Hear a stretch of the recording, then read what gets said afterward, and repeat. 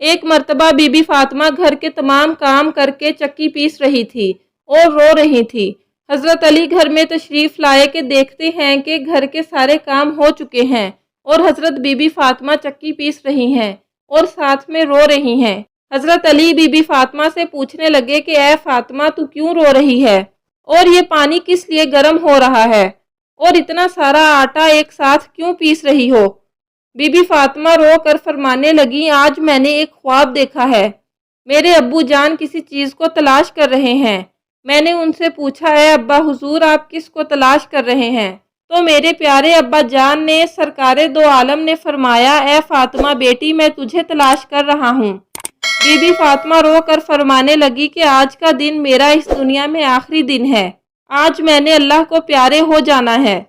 حضرت علی یہ بات سن کر بہت ہی زیادہ رونے لگے اور فرمانے لگے اے فاطمہ ابھی تک تو پیارے نبی حضرت محمد مصطفیٰ صلی اللہ علیہ وآلہ وسلم کے بچھڑنے کا غم ہمارے سینے میں ہی ہے اور تو اپنے بچھڑنے کی بات کر رہی ہے۔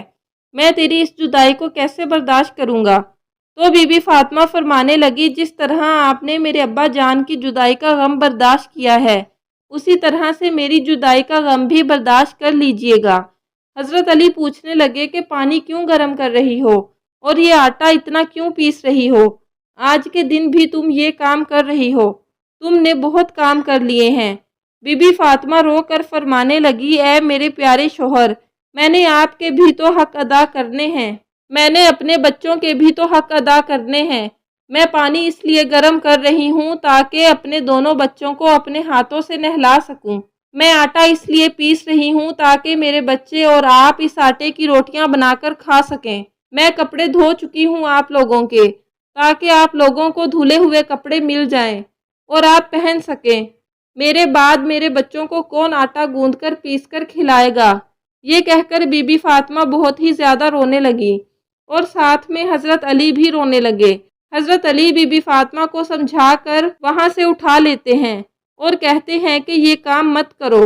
تبھی بی بی فاطمہ کی طبیعت خراب ہونے لگتی ہے، انہیں تیز بخار ہونا شروع ہو جاتا ہے۔ حضرت علی رو رہے ہیں، بی بی فاطمہ رو رہی ہیں اور اتنے میں گھر میں امام حسن اور امام حسین تشریف لے آتے ہیں۔ وہ دونوں اپنے ماں اور باپ کو روتے ہوئے دیکھتے ہیں تو اپنی ماں کے سینے سے لگ جاتے ہیں۔ ذرا سوچئے وہ کیا عالم ہوگا، وہ کیسا منظر ہوگا جس ماں کو پتہ چل جائے کہ آج میں نے اس دنیا سے رخصت ہو جانا ہے اور میرے بچوں کا کیا بنے گا؟ میرے بچوں کو کون کھانا کھلائے گا؟ میرے بچوں کو کون روز سلائے گا؟ اس ماں کے دل پر، اس باپ کے دل پر کیا گزرتی ہوگی؟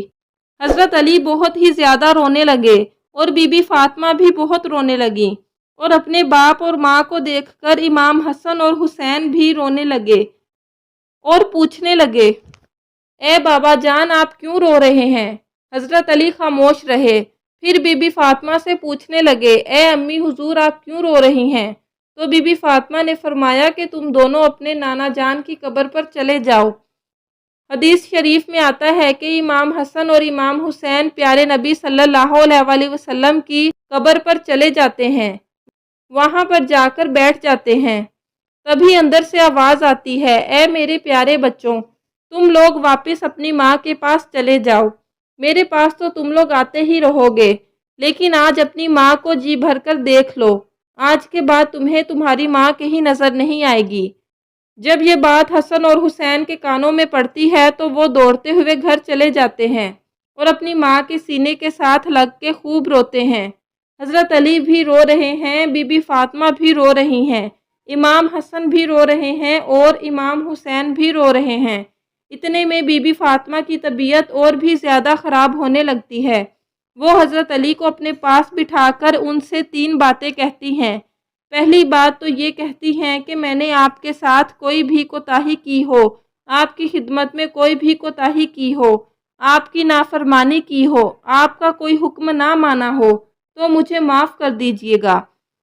حضرت علی رو کر کہتے ہیں اے فاطمہ تو نبی کی بیٹی ہے، تو نے اپنا حق پوری طرح سے ادا کیا ہے، میں تجھ پر ہمیشہ خوش ہوں، مجھے تجھ سے کوئی گلہ نہیں ہے۔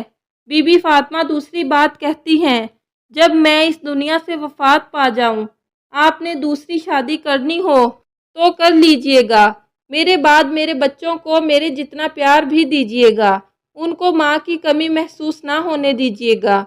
और बीबी फातिमा की तीसरी बात आपको भी हैरान कर देगी। बीबी फातिमा तीसरी बात ये कहती हैं कि जब मैं इस दुनिया से वफात पा जाऊं तो आप मेरे जनाजे में किसी को भी ना बुलाइएगा। ये बात सुनकर हज़रत अली हैरान हो जाते हैं और कहते हैं, ए फातिमा, तू नबी की बेटी है, मैं तेरे जनाजे में किसी को क्यों ना बुलाऊं? तो बीबी फातिमा फरमाती हैं कि मैंने आज तक अपने आप को पर्दे में रखा है, मुझ पर किसी गैर मर्द की नज़र नहीं पड़ी। मैं चाहती हूँ कि मेरे मरने के बाद भी मुझ पर किसी गैर मर्द की नज़र ना पड़े। जब शाम हो जाए, अंधेरा हो जाए, आप मुझे तब दफन कर दीजिएगा। ये अल्फाज कहकर बीबी फातिमा एक बात और कहती हैं कि मैंने आज रोज़ा रखा था।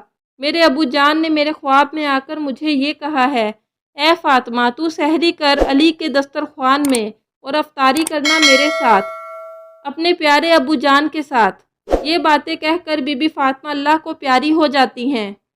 बीबी फातिमा को कफन पहनाया जाता है, उनका जनाजा उठाया जाता है। रिवायात में आता है कि जब बीबी फातिमा का जनाजा उठाया जाता है तो एक तरफ से हज़रत अली कंधा देते हैं और दूसरी तरफ से इमाम हसन कंधा देते हैं। और तभी वहाँ पर एक सहाबी पहुँच जाते हैं जिनका नाम हज़रत अबू ज़र गफ़ारी होता है। तभी हज़रत अली उनसे फरमाते हैं कि आज नबी की लाडली बेटी का इंतकाल हो गया है, एक तरफ से तुम कंधा दे दो। इस तरह ये जनाजा उठाया जाता है। रिवायात में आता है कि वो दोनों मासूम बच्चे इमाम हसन और इमाम हुसैन रो रहे हैं, हज़रत अली रो रहे हैं, हज़रत अबू ज़र गफ़ारी रो रहे हैं और जनाजा कब्र के पास रखा जाता है। कब्र खोदी जाती है। हज़रत अली उस कब्र को देखते हैं जिस कब्र में बीबी फातिमा को रखना होता है। हज़रत अबू ज़र गफ़ारी कब्र से कहते हैं, ए कब्र, क्या तुझे पता है कि ये जनाजा किसका है? ये मोहम्मद की बेटी का जनाजा है, ये अली की बीवी का जनाजा है, जिसको इमाम हसन और इमाम हुसैन कहते हैं, ये उनकी माँ का जनाजा है। तभी कब्र से आवाज़ आती है कि मैं रिश्तेदार नहीं देखती, मैं अमाल देखती हूँ। ये कब्र की आवाज़ जो आई थी वो बीबी फातिमा के लिए नहीं थी, क्योंकि बीबी फातिमा तो बख्शी बख्शाई थी, वो तो जन्नत की औरतों की सरदार थी। बीबी फातिमा हर गुनाह से पाक थी। ये आवाज़ तो हम जैसे लोगों के लिए थी जो गुनहगार हैं। बीबी फातिमा को कब्र में दफनाया गया और हज़रत अली अपने दोनों बच्चों को सीने से लगाकर वहाँ कब्र के पास बैठे काफ़ी देर तक रोते रहे। दोनों प्यारे बच्चे भी काफ़ी देर तक रोते रहे। वो अपनी माँ को याद करते रहे। वो हमारे प्यारे नबी का घराना था, वो तो बख्शे हुए लोग थे, जन्नत के लोगों के सरदार थे। नाफरमान लोग तो हम हैं जिनसे कब्र हज़ार सवाल करेगी, कौन से अमाल लेकर आए हो मेरे पास। अल्लाह तबारक व तआला हम सब को नेक अमाल करने की तौफीक अता फरमाए। आमीन।